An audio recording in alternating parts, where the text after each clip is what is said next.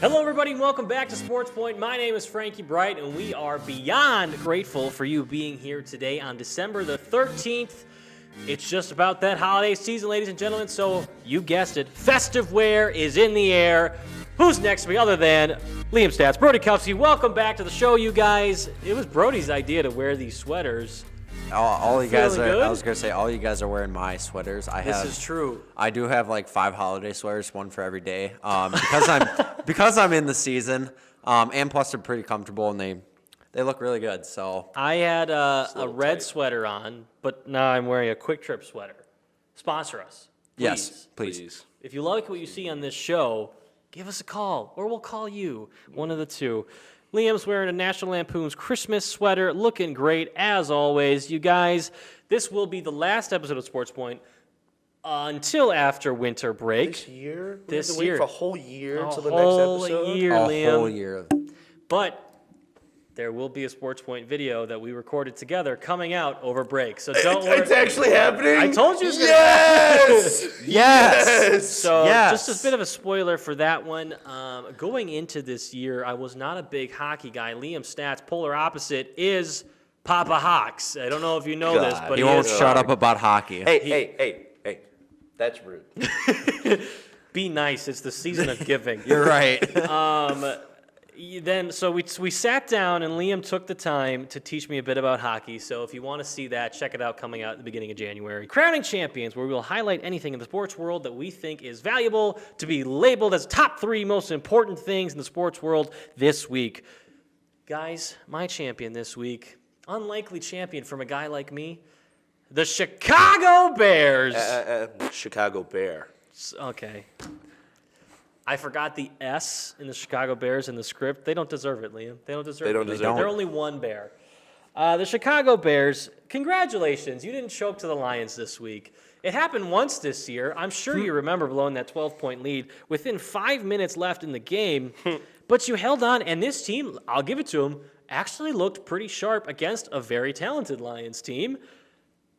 I think they got some concerns. If that's not evident now already, they've got some tough games later on this season. They've got the Cowboys, the Vikings twice, and I don't remember the last team. It's Denver. Yeah. Those aren't.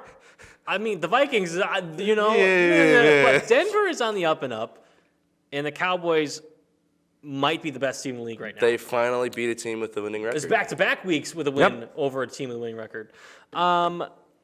So I don't like that. I know. Chicago Bears, good for you guys. Still going to have 2 picks in the top 10. Kind of jealous on that, but we're having our own victories over here. But I do want to talk about something. The Lions are now 9-4, which means Packers are only 2 games behind them to win the division. And I talked about Denver and the Cowboys. They have to play the Lions yet this year.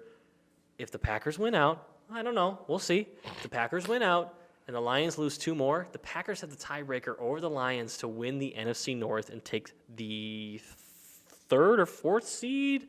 I'm not sure in the playoffs. Probably the third. Yeah, because no one from the South is going to be higher than the 4th seed. It is so god-awful. But that's just something to think about. I'm not calling any shots. I don't want anyone to come on the show and say, oh, he really thinks that's going to happen. No, I'm just presenting an idea.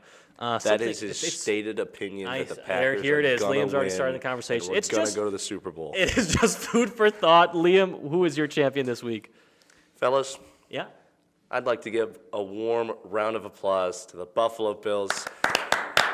You guys beat the Chiefs, and you made Patrick Mahomes cry on national television, and it was the most beautiful thing I've ever seen in my entire life. Thank you so much for that. That was a beautiful Christmas present. I could not be happier. I need you to say the line in the script, though. Oh, okay. I said the Buffalo Bills for beating the Chiefs. Also, Patrick Mahomes having a meltdown was like soup for my soul. Soup for my soul. I love that line out of you. Did you guys see the post-game handshake between Mahomes? Yes. He was just still yelling at the refs. Goes up, shakes what's-his-nuts hand, Josh Allen, and then still talking about the call. Doesn't even say good game. Yeah. He's only talking about the He's call. like, you only won because of that. And it was a good call. That's the worst part about it. Yeah, we'll get into that later on, but I understand he's mad and he doesn't want to see that call decide the game. But at the same time, come on. Shouldn't let that call happen. We'll get into it. I completely agree with you there, Liam. Chiefs are on a 2-game losing streak. Yeah, I was just going to mention that. They are – I saw a graphic that they are so close to 12-1, but they're 8-5. And if they didn't have so many drop balls, they would be 12-1. But right now they're 8-5, and you're finally seeing some calls go against the Chiefs. So often they have these clutch calls that put them in position to win the game. Not so much the case in the last couple weeks, especially against the Packers and now the Bills. Yeah. Happy to see that? Yes, For sure. absolutely. I I'm like so it. tired of all of you going, oh, well, we only lost because of the calls, when for the last, 2 years, all you've been getting is calls going your way. I saw something on Twitter that it was just like a thread of all the calls that were called for them or against another team that ended up helping the Chiefs. Yeah. And it's like, quit complaining about one call that didn't go your way or, 2 calls that didn't go your way the last week. Like, it's not just the calls that decide your game. It's also the way you play, the way you compose yourself after the game. But obviously, we'll get into that later. And it's frustrating. one of the biggest ones was the one that won in the Super Bowl last year. The pass interference call on James Bradbury. So ticky-tacky. So, yeah, good to see that things are kind of evening out on terms of who's getting calls in this league. But, yeah, shout out to the Buffalo Bills. Brody, who is your champion? So my champion was Brandon Aubrey, 4 for 4 on the field goals, 3 for 3 extra points. He made one from 60, 59, 50, and 45. Dang. And his Cowboys won comfortably last night, and really, he looked like a stud. Got me a ton of fantasy points. Me too. Shout out, love Mr. Brandon Aubrey. Yup. That was a huge game out of him, and really, it was not just the Cowboys doing it themselves against the Eagles. It was Brandon Aubrey kicking it from far and I'm nailing not it. gonna lie, seeing the 60-year-old kicker, 60-yard field goal just blew my mind. That was insane. He absolutely nailed it in comfortably. He could Would've nail got it from 70. This Yeah. is a guy who was a soccer player, turned NFL kicker, was in the USFL prior to the NFL, but started out playing soccer before transitioning to a football kicker. A guy who struggled in his first career game in the NFL. They weren't sure. And I remember the first night the Cowboys opened the season against whoever they played. I don't quite remember. Was it the Giants on Sunday Night Football? That Yes. was opening weekend. And they blew out the Giants, and Brandon Aubrey was maybe the one hiccup on that night, not kicking all those field goals or extra points perfectly through the uprights. But no more. Aubrey is on a tear. I think he might be ranked number 1 in fantasy as a kicker. Probably. He's up there, for sure. Because he hasn't missed a field goal all year, I don't think. So it's been a while. Yeah, if it's it like an hasn't NFL missed. record or something. Yeah. Well, thank you guys for your champions this week. Plenty more could have been crowned, but those are our 3 for the week. The 3-Point Try Campus Roundup is up next. And remember, guys, the 3-Point Campus Try is sponsored by Stevens Point Brewery. Point Premium Soda is the official beverage of SportsPoint. So that's what I got. Let's dig in, fellas. The flavor what a of the great day. month, Kitty Cocktail. It is my honor and my privilege to dish these out to you. Please enjoy some Point Premium Kitty Cocktail Soda. You got this. I don't. Come on, Liam. It's just a twist off. I'm weak. That's fantastic. Thank you to Stevens Point Brewery for sending these to us. We can't wait to try all of your flavors throughout the duration of this entire year. Now, you guys, let's head over to our 3 points focused on campus. Mine today is going to be women's wrestling. Women's wrestling topped Wartburg this past week and placed 11th this past weekend at the North Central Open. I want to highlight junior Jade Herzer. She won the 170 bracket for the Pointers, going 4-0, you guys. 2 victories by tech falls and 2 by decision. The first place decision coming by way of 11-2 split. Wow.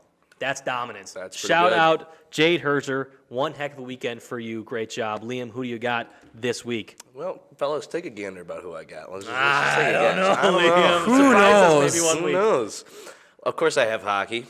We swept our conference rival of Eau Claire Woo-wee. to round out the year. A wonderful year of hockey it's been. We had a 2-1 win in overtime on Friday night in Eau Claire. Yes. That one was a very good game to watch. Andrew Pouliot with the game-winning goal, the captain. Then a 2-0 win Saturday night in Stevens Point in front of a sold-out KB Willard Booming Arena. It was packed. It was packed, standing room only.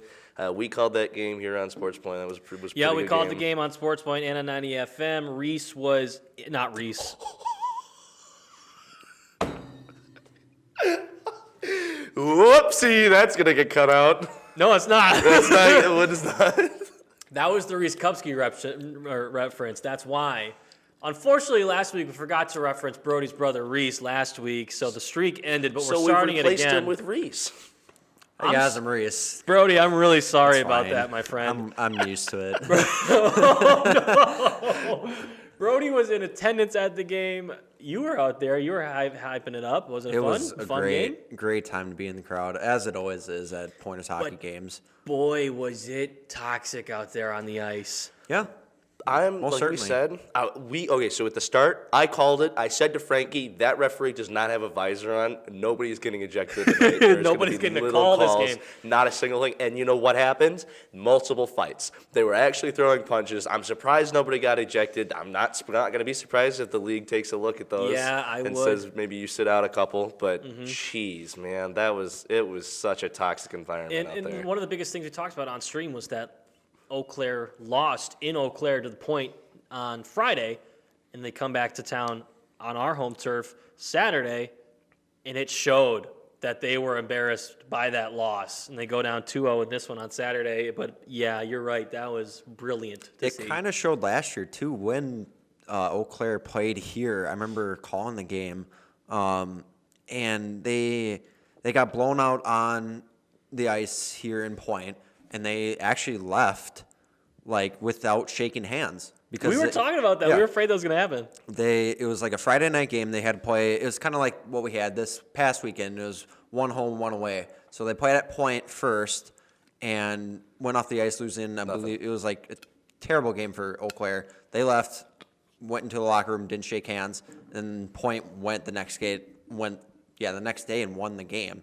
So it kind of looks bad. I thought that was actually going to happen, but they composed themselves after the game and. Despite all of the many swear words they were throwing on the bench. I Oh don't my know that. gosh. Did you hear a lot? Because, It's hard to hear from the crowd. yeah, we're right above the But every the single bench. time they came back to the Every bench. time they made a change, every single player, was something. it was crazy. Doesn't shock me. Yeah. Well, they swapped places with Eau Claire in the rankings, so they move up to 8. Eau Claire moves down 1 to 9. What you get when you get swept, you guys? I don't know L. what to tell you. Hate to They see will it. not be back this year. The next game is January 5th, so just after the break, the official break, in Hamlin, Minnesota. Yeah, no, it was a great way to finish out this year of hockey heading into next year. Yeah, excited to be back January 5th. We will be back, I think, January 26th or something. Yeah, They for play our next UW stream. Stout. And then Is Reese going to be there? No, he is Traveling not. photographer? I No? want. I All right. wanted him to. in but- between, during the winter break, I think 90FM's planning on actually covering one of those games Okay, as well. yep. Yes. 90FM will be there. Sheeny, Weary, SportsPoint will be back 16th. later on. Yeah. So sounds good, you guys. All right. Thank you for your point, Liam. Fantastic to see the hockey team continue their dominance this year. Brody, what would you like to highlight? So I would like to highlight both men's and women's basketball. The men's team lost to number 19, Trina University, 79-78. Really Heartbreaking. close game there. Josiah Butler, 25 points. Malik Abdul-Wahid, 22 points.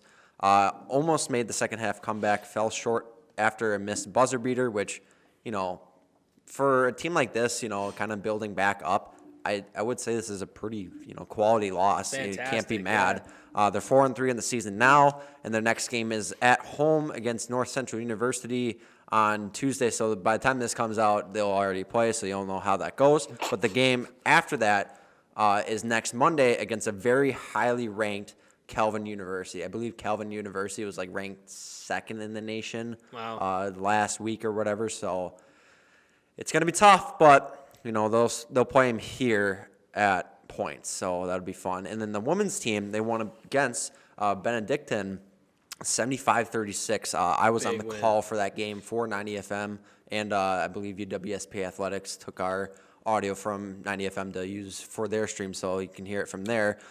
Jamie Pfeiffer, 14 points. Josie Nice, I should say, 12 points. The team was 11 for 13 from the free throw line. That's so much better than they've done. That's Yeah. It was amazing. honestly, it was really good compared to Benedictine, which I believe went 4 for 8. Every time they would shoot one, they'd make one, then miss one, and then it just kept happening, which was kind of weird, but that's I'm how really it went down. surprised, though. This team is amazing this year. I'm so happy. 7-0 start.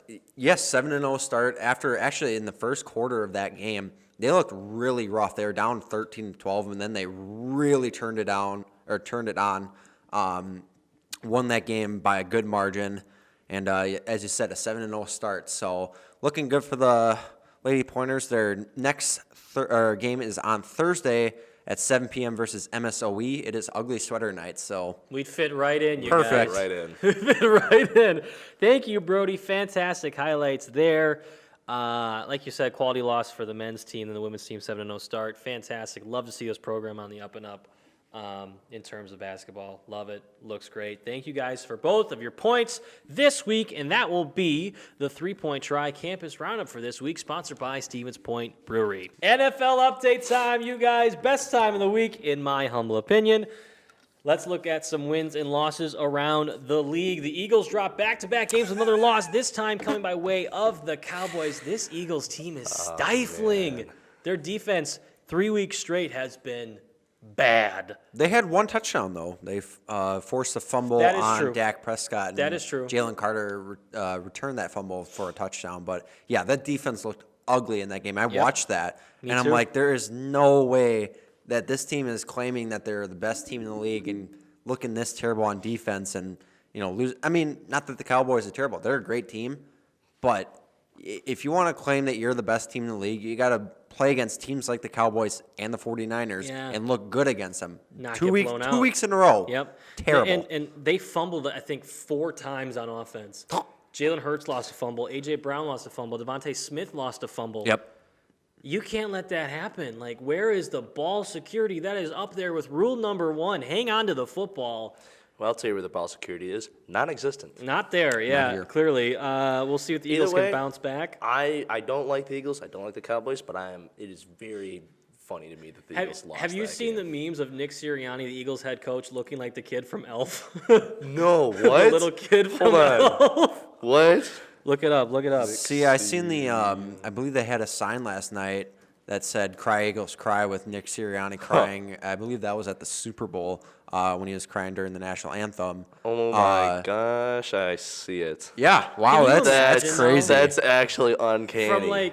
From Sirianni's perspective, being in the Super Bowl, singing the national anthem, taking it all in, like everything I worked for, I'm here now. That is so cool. And then it's being used for. And now it's being memed. It's like, come on, guys. Can we at least respect each other's That's humanity? so funny. Isn't that cool? Moving right along, though, the Buccaneers defeated the Falcons, jump into the 4th seed in the NFC playoff picture. Are the Falcons good? We don't know. They're 6-7. Here's It's the key to NFC that. South good. We don't know. The Buccaneers are also 6-7. Excuse me. So I think the top 3 in that division, Buccaneers, Falcons, and Saints, are all 6-7. Somebody Yeah, is going to NFC get struggling. the auto bid, the auto seed. Because that's how it goes with the that's South, how you it know. goes, and that's so bad. I loved the That's years awful. though when the Buccaneers and the Saints were dueling it out, Breeze versus Brady. That was a fun couple of years. But now it's They're both retired. yeah, it's Baker sad. Mayfield Baker, versus Desmond Jameis Ridder Winston and or Jameis Winston, Derek Carr. Oh, and beautiful. God. Who else is down there? Bryce Young now. Quite the division. The Lions, like we said, dropped their 4th game of the season to the Bears in Chicago, Illinois. And the Vikings defeated the Raiders in an arguably the most boring game in NFL history, 3-0. I would check in on that score. I'm like, there is no way this There is was actually not happening. a score until after the 2-minute warning. Josh Dobbs didn't throw over 60 or 70 yards. He got replaced. He got benched for What's Nick happening to the Mullins. Pastronaut? It's over. If nobody gets His that, insanity run is over. Josh This is a Dobbs team- is going to be an astronaut. This or is he a might be an team that astronaut. last week was the most boring game I've ever seen because there was Yeah. only one touchdown scored and they didn't even win it because the team that scored the touchdown didn't win it. Now this week 3-0. Yep, That's awful. 3-0. Wow. That is terrible. And How the many AFC punts were there? Oh, you got to many. think every single Too drive, many. bro. No, I think the Vikings did have a turnover, and then they went in the end zone and did the 383 keg. yards. They did for a punting. keg celebration, I think. Yes. 383 yards for punting. That's a great. Imagine there was punting fantasy. There actually is. There is. Imagine. I know my brother actually is in a league where they use awesome. punters. That is terrible. On the AFC side of things, though, the Bengals continue their late season surge with a huge win over the Colts. Jake Browning is balling as the backup quarterback for the Bengals. Did he get hurt? I thought he did. He might have gone out. I'm not positive on that, but Joe Burrow obviously is out for the year. Jake Browning filled in super successfully last week. I forgot who they played. The Jaguars? I think it was the Jaguars. Yes. Defeated them, and now they came back, defeated the Colts convincingly. And the Jets blew out the Houston Texans, you guys. Great performance from Zach Wilson. 2 touchdowns on the day. That team was finally moving on offense. They put up 30 points on C.J. Stroud and the Texans. And then obviously we're talking about this. The Chiefs lost a quote-unquote controversial game to the Bills. This was an offsides call, which, according to Patrick Mahomes, terrible call, as in there's no place for that call in the scenario. His argument was potential game-winning play, but a Hall of Fame play by a future Hall of Famer in Travis Kelce. Had a big pickup through the air, and then he laterals it to Kadarius Toney, who runs in for the touchdown. Now, this is a ball where Travis Kelce's running down the field, and then just jump throws. Perfect spiral. Kadarius Toney takes it all the way in for the touchdown. But then that gets called back for the offsides call. And everyone's like, well, it's so close. It's just an offsides call. It really has no benefit to the play. Doesn't take anything away, doesn't add anything to it. But it was so clear that Kadarius Toney was offsides that you have to throw the flag, right? Look, my take on this, when you say that it's going to be a make-or-break Hall of Fame play for Travis Kelce, if you're relying on one play for Travis Kelce to make the Hall of Fame, who cares? You could do the same thing next week, and if it works out, that's a Hall of Fame play. I'm sure Kelce would go to the Hall of Fame without it. Exactly. He was talking like Kelce's a Hall of Famer who made a Hall of Fame play, and now that one's off the record book because of the silly call. Boo-hoo. Let me play a sad song in the world's smallest violin. Seriously, quit complaining about the calls. You get it every single for the past 3 years. That's all you've gotten. You have gotten every single call. Every ref in the league has been like, you are the greatest thing on God's green earth. We have to do everything in our power. And now that finally you're not doing that well, and finally the refs are like, maybe we should actually, call the game as it should be called. All of a sudden you guys are acting like it's the end of the world. Newsflash, it's not. You get to live among the rest of us now. That's a great take. Yeah, I know Gene Steratore took to Twitter, former NFL referee, now rules analyst for CBS, was like, yeah, you're right. It doesn't really add or take anything away from the play, but at the same time, an NFL referee is going to call or make a call. If it's clear and obvious, they're going to make a call. But we also see other clear and obvious calls that don't get called. Yeah, so that's true. It's just at the end of the day. Well, I remember watching it. I'm like, that dude's in the neutral zone. Yeah. He's right there. He's in the neutral zone. And then the ball got snapped and the flight came out. I'm like, this is not going to be good. And the thing is, too, like most receivers, they'll check down the line to make sure they're good. I see this everywhere. In the NFL, in college, in high school especially. They'll check the ref, whether they're online. They'll tell them, back up a bit, or if they're supposed to be in the backfield, move up or whatever. Yeah. Kadarius Toney did not do that on that play. He just lined up and acted like it was fine. I didn't know if they showed it or not, or if he did it all or not. But No, apparently he didn't. some CBS employees tweeted that he did and then quickly deleted them. So either they were told to delete them or they actually reviewed it and were like, oh, wait, no, he didn't. Yeah, I'm willing to bet it's the second one because they're supposed to be like, oh, my God. Chiefs bandwagon. It is what it is. Moving on, we're going to look at the NFL playoff picture, guys. Please click on that link there for you. Obviously, we're recording this on a Monday. The Packers play tonight. This comes out on Wednesday. We're not going to say a word about the game. I hope you guys enjoy the game, and it turns out well for the Packers, knock on wood. We will see what happens. We'll give you I guess there won't be a breakdown of that game at all, but we'll preview the Buccaneers game. So right now, as it stands, the AFC, Ravens are in the first seed, second seed Miami Dolphins, Chiefs third, Jaguars fourth, Browns fifth, Steelers sixth, and the Colts are in the seventh seed. On the bubble and in the hunt, we've got the Texans, Broncos, Bengals, Bills, and then Chargers, Raiders, Jets, Titans are all at 8 losses. I hope that the Texans and the Bills make it. That's your prediction on the AFC side? Well, it's not my prediction. That's just who I want to see there. It's been a while for the Texans, and I really want them to actually go. I agree. I would love to see C.J. Stroud in the playoffs. I don't think this is the Steelers' year, and I love T.J. Watt. I think he deserves the world. He definitely should win Defensive Player of the Year. He won't. He never does, unfortunately. But if we could see the Texans jump into the playoffs, that would be quite cool. I would love to see that. I agree. But also at the same time, Broncos coming in would be awesome. Bills, Bengals, I wouldn't mind seeing any of those teams in the playoffs. It's very unlikely that all the teams that it's listed will jump in, but we have 5 weeks left, so we'll see. Brody, any predictions on the AFC side? So the AFC side, I really noticed this last night when they showed it during halftime of the Eagles-Cowboys game that, you got the top 5 teams, Ravens, Dolphins, Chiefs, Jaguars, and Browns. They all have over 7 wins, but the rest of the hunt, it's all 7 and 6. Yeah. So anybody can make it in.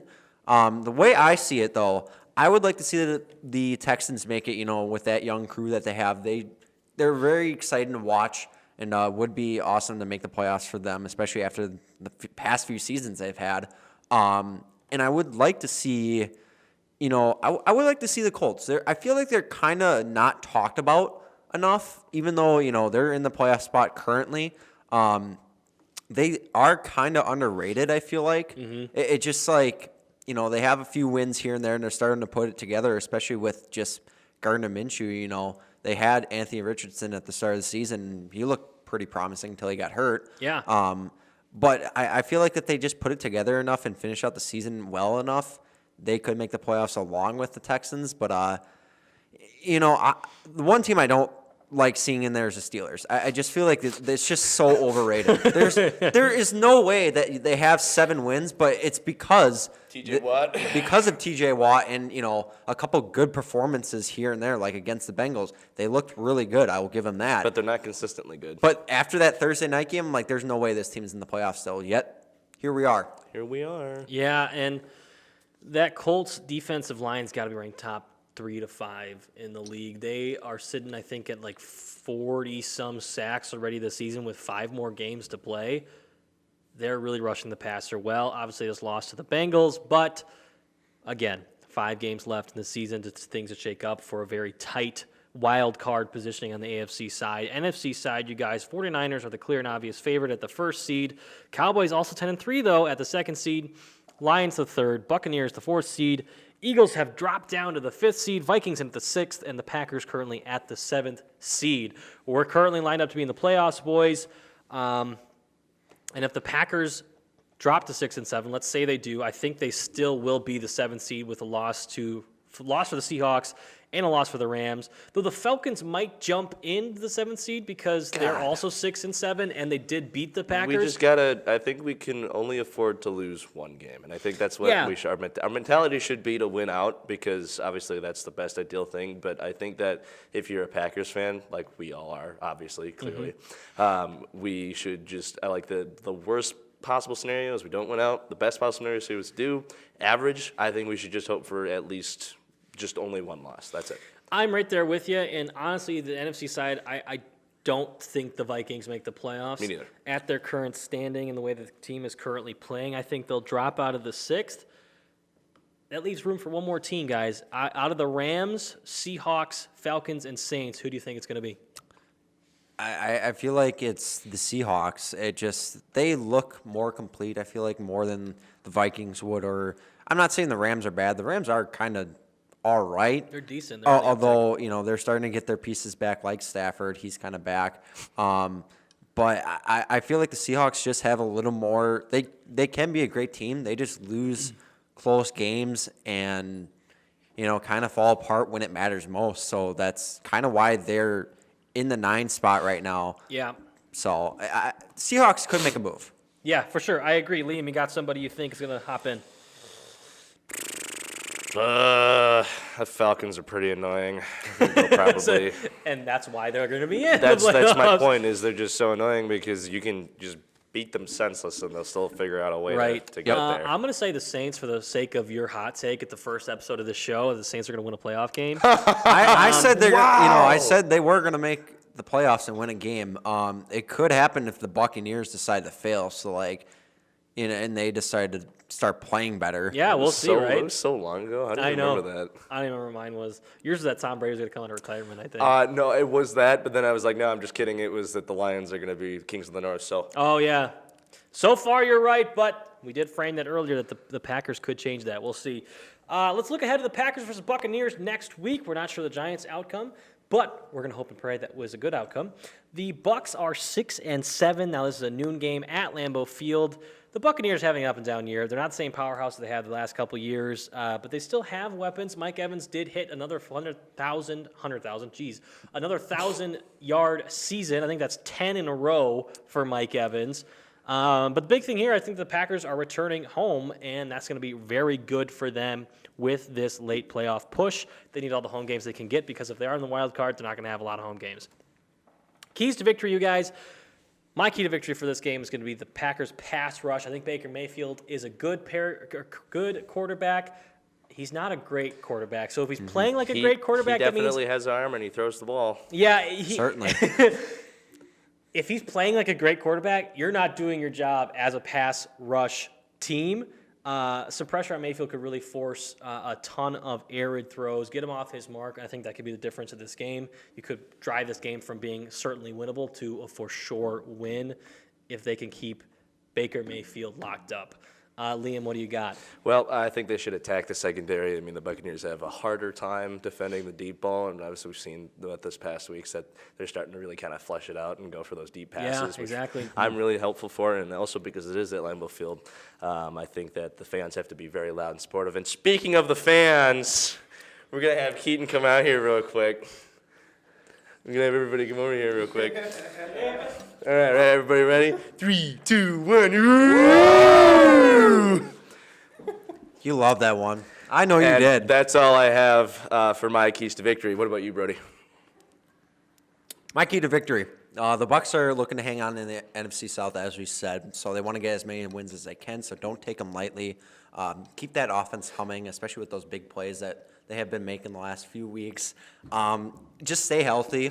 After they're playing on MetLife turf, can be dangerous. Who knows? And go Pack, go. Go back Brody, up. I love that take. Liam's take, I don't know how I felt about that one, honestly. It was the best one I've had. A bit arid on that take. That was great. You guys just had to fit in the wave one more time before break, huh? Absolutely. Why not? I know you love it. Shout out to the Fishbowl. We love them all. Shout out everybody in the fishbowl. Yeah. I don't love it, but we're going to move on. NBA update time. Let's talk about the Milwaukee Bucks. The Bucks are still third in the Eastern Conference, sitting at 15-7 on the season. Unfortunately, the Bucks did lose to the Pacers in the semifinal of the in-season tournament, which was won by the Lakers. You guys, another win for LeBron. Yippee. Wow. Love to see it. Honestly, it didn't surprise me that we lost to the Pacers because it was everything that I had been saying is like you cannot rely on offense alone. You had to be there with your defense, and what do you know? They lost because their defense wasn't there. Shout out Tyrese Halliburton, Wisconsin, or he was from Oshkosh North. Yes. He went to Oshkosh North. So Yes. Shout out Tyrese Halliburton. I mean, the Pacers were on a roll. They wanted that one. Yeah, bad. they won 128-119. Giannis did have a 37-point game, 20-point games for Middleton and Lillard on that one. And the Bucks may be out for some revenge. They play the Pacers again Wednesday tonight in Milwaukee. Where's that going, guys? Got to give it to the Bucks, right? Pfizer. I would hope Well, so. Got to give it to the Bucks. I don't know. That's the problem with this. It You're might be so unsure of this team. I am. Liam. Okay, because I've explained to you my reasoning for it, I and know, we saw it on display in the in-season tournament. Is this team is 15-7, sure, but they are not good with their defensive assignments. They need to be able to actually play decent defense. Like I was saying, I was in agreement that the offense is phenomenal. It's the best offense in the league by far, but we cannot rely on offense alone. Yeah, I hear you. I definitely hear you. We'll see what happens with that game tonight. Good luck to the Bucks. But I also want to get your guys' thoughts on the in-season tournament this year. This is obviously the first year, and it's meant to drive ratings, boost interest in the early part of the season. But my question is, how much value does the in-season tournament actually hold as a collective? So I liked it. I think it makes fans, it really keys in on, the early season's kind of boring. That's how I kind of see it, and some fans do see it. The first few parts of the season just kind of meh. Then you get to the playoffs, and that's when it really turns on. So if you give it, you give it something and it means something, the fans will watch it and enjoy it. And it seemed like a lot of people enjoyed it. Yeah, of course, LeBron had to win the in-season tournament because God forbid if he doesn't. But, I think it looks great for the NBA that they're, making the first part of the season sort of interesting and, giving the players something to play for. Yeah, they could play how many games in a row and get bored of it, but, it'll make it fun. It gives them incentive to play very hard early in the season. Now, maybe they get hurt. Like you said, it might be wear and tear in their body, but, it gives them something to play for. Yeah, and it's that extra wear and tear. If you were to get to the final, it's an 83rd game. It's an extra game on the season. So it's one game. So how much is it really affected? Is it really a big deal? Is it a lot of wear and tear, or is it just another one of those, I think that if they're going to change something, they need to change the courts. Because they had that special paint. Ugly. They were very ugly. Normally they weren't that bad. Like the Bucks one actually did not look that bad. It kind of looked like their normal court. Mm-hmm. But something like, oh my goodness, it was the Miami. Miami or Indiana. Ugly. That was terrible. It was a disgusting court, and I hated it. And so like if they do it again, maybe increase the incentive a little bit, and maybe change the courts. Like I certainly want higher incentive because. To win, because what do you get? You get money and a trophy. $500,000 is a lot of money. You get money and a trophy. $500,000 is a lot of money. For a player, for a professional player, though. So for the Pacers, there wasn't one person on that team I don't think was paid more than $1 million. I suppose it's a nice bonus then, but. Like the record books are only going to care about the NBA championship at the end of the year. You know what I mean? Yeah. So but it's more bragging rights for fans. Again, bragging rights though. Like how much value does that hold? Because here's the thing: it's the first year of it. I think that with time, as it grows and develops more, it'll become a cooler thing. Because all the time in NCAA hockey, and this is a good analogy. I've got a point with this. All right. Can't wait. They have leagues have tournaments. So Wisconsin has the frozen face. There's the bean pot in the Massachusetts. It's those always generate a lot of hype because it's like, okay, well, here's the thing that we're all going to play for, and everybody's like, well, it's so cool and exciting, and people do keep records of that. It's like the Paul Bunyan Axe game. Now, I would love to see them somehow add seeding implications into this. Like if you win this tournament, you're guaranteed. Kind of like how the All-Star games were kind of a little bit. Yeah. Right. Like that would be cool. Yeah, I definitely agree with that. Obviously, maybe you'll get a terrible team to somehow win the in-season tournament and they get in the playoffs Wouldn't that way. be neat? But that would be awesome. I think it'll give more incentive to teams like maybe Houston or something that are terrible and should not be there. But right, this could be our ticket to the playoffs. It could be a ticket to the playoffs and so give we'll them a see. chance. Obviously, first year was an awesome first year in-season tournament. Can't wait to see what they do with it going forward. It is time for NHL Update and your NCAA Hockey Update. Hockey time with Papa Hawks. Liam, what do you got? That one's never going away. Nope. Vegas is on a 3-game win streak. They just narrowly, and I do mean narrowly, avoided losing to San Jose in a shootout. They blew a 2-goal lead in the final minute. Were you screaming at your television? I was. I was very close to throwing things around. Oh, no. And they won in the shootout, and everything was fine, but it's San Jose. Come on. Yeah. Toronto moves up to the third in the Atlantic behind Boston and Florida. They're doing very well. Suck it, Tampa Bay. You guys suck. Oilers on a 7-game win streak. 7 games. 4th in the Pacific. You guys, it's happening. It's happening. It's happening. The Avs are on a 2-game losing streak, but they are still holding in the Central, I think, at number 3. The Kraken are on an 8-game. Actually, they're number 2 behind Winnipeg. Number 2. Good job. Keaton. Congratulations. Yeah, the Kraken are on an 8-game losing streak. I'm so sorry, Chris Myers. If you're out there, I'm so sorry. We're going to leave it at that one because Corey Perry suspended from the Blackhawks team for controversy. What happened? They are not saying. Okay. Now, here's the thing. This is the team that for, I think, about a decade covered up, gross misconduct and Yes. like Really? sexual Yes. misconduct. Oh, and, my Oh no, gosh. dude, it goes deep, and it all came to a head. No, I've heard about yeah, this. it all came to a head last year. Yeah. And everybody's like, okay, they need to get suspended. They need to lose their draft picks. They were allowed to keep everything, and they drafted Connor Bedard #1 overall. And then later that season, I think it was the Canucks boggled a contract, and he was like, okay, they accidentally misread a contract. That's fine. You just go through and erase it. No, they lost all of their draft picks, and they lost the rights to the player. So what's worse, screwing up a contract or covering up sexual assault? I'm going to go with the latter, the second Yeah. one. And so I'm wondering what this one is. I'm wondering.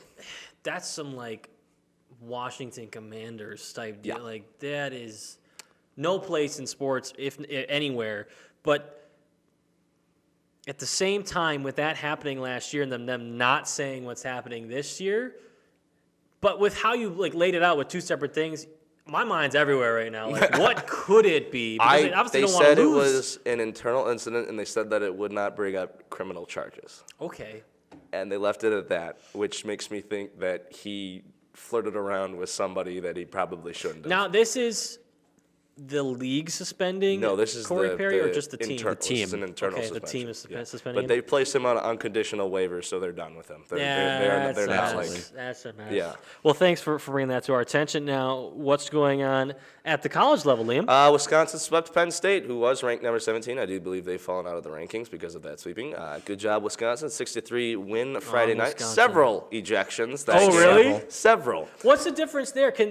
Are they suspended too at that level compared to like here? It depends on the. Well, technically it's the same overall branch. It's- okay. It's the NCAA. Right. So it depends on really does depend on the infraction. And what it was Penn State was getting blown out, so obviously they're going to get mad. And after a little bit, there's a little bit extra pushing and shoving because, we're bad, so we're going to make it your problem. Yeah, yeah. And Sounds Brady like Eau Cleveland, Claire. who's 6'9", came over and was like, you go away. And he just pulled somebody off and threw him the length of the ice. And he pulled another guy off and threw him the length of the ice. So they ejected him.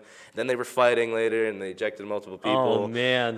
My family was at that one. I was not able to go to that one. Sorry, but Liam. They said it was a very good game to go to. 4 to win Saturday night to complete the sweep. More ejections. Wow. Temper's Shocker. running hot from that night, so good job, Wisconsin. You held your own. Nice I'm proud of job, you. Wisconsin. Despite the sweep of a ranked opponent, they held at number 6. They did not move up or down. They just kind of stayed put. I don't agree with that, but You think everybody we'll make it back to 1?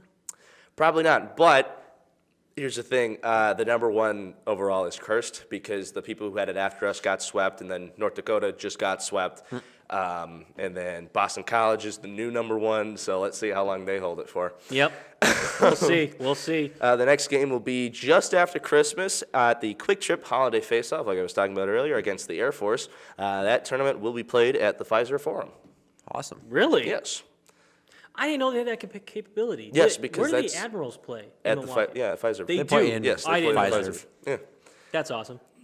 Women split 2 games in the border battle with Minnesota. They got shut out the first night and then won, I think 5-1 the second night. They just kind of held in the rankings at number 3 too. That one's more understandable because they split it with number 2 who was above them. So, but yeah, their next game will be in the new year, January 5th against Merrimack. Well, there you go. There you go. On Wisconsin, On right, Wisconsin, Liam? Like absolutely. that scarf you got going on. Love it. Absolutely. You guys, that's going to do it for the show. It's been a weird year. Or is it? Oh, no. Or is it? Oh, he did say that we had a surprise. Oh, no. It's the season of giving, gentlemen. Oh no. Keaton, Waala, get out on the set, please. Yeah. Ominous box introduced. I'm scared. Now, you guys, I wanted to phone get fell. you I didn't even notice something. that. I wanted to do something nice for y'all. This kind of correlates with something we talk about nearly every week, as kind of something you can't do on this show. Okay. Swear? Not that. Something not as so. Let me just grab these. Brody, that's for you. Now send this down to Liam, and this one is for you, Mr. Waala. Go ahead, guys. Oh, Joey Logano just fell to his death. What a shame. Open those up, my friends. I like the thought you put into it by putting a Wrapped by Aminee Hoff. Thank you, Aminee Hoff. Grenade? What did you say it was? You guys have your own branded SportsPoint water bottles. That's awesome. And attached. Oh, it says Papa Hawks on it. Yours is Papa Hawks. We have, this is very ironic today, the Wave Master, Keaton Waala. Oh, that's what that is. And then we've got Brewers Guru, Brody Kupsky. Wow, that's awesome. Show them off to the camera. This is what you got. Now, I got one. I got one too. I got the producer. Wow. But you did the wave today, Yeah. so it's fitting. I that was perfect timing. I guess there's never a good time for the wave, but That's awesome. That's and then included is an Aminee Hoff made keychain. Aminee is the So best. Aminee, Wow. our show supervisor, thank you so much. That's awesome. Happy holidays, you guys. Yeah. So I always say no water bottles on the desk, but now you got a water bottle that you can put right on the desk. Perfect. So That's- feel free to bring water and to set it on the desk now, Liam. There you go. Easy as pie. Well, gentlemen, now that's officially the end of the That's show. awesome, Frankie. Thank you. Of course. Thank you all for tuning in to the show. We couldn't appreciate your support any more than we already do. I thought You're it was fan- grenade, I'm not gonna lie. No, my gosh. You guys are fantastic. I've been Frankie Breit, joined by Brody Kupsky and Liam Statz. Keaton Waala on our stream, or on our tech side. Aminee Hoff currently in there as well. Anthony, thank you so much for helping us out as well. From all of us at SportsPoint, happy holidays, and to all, a good night.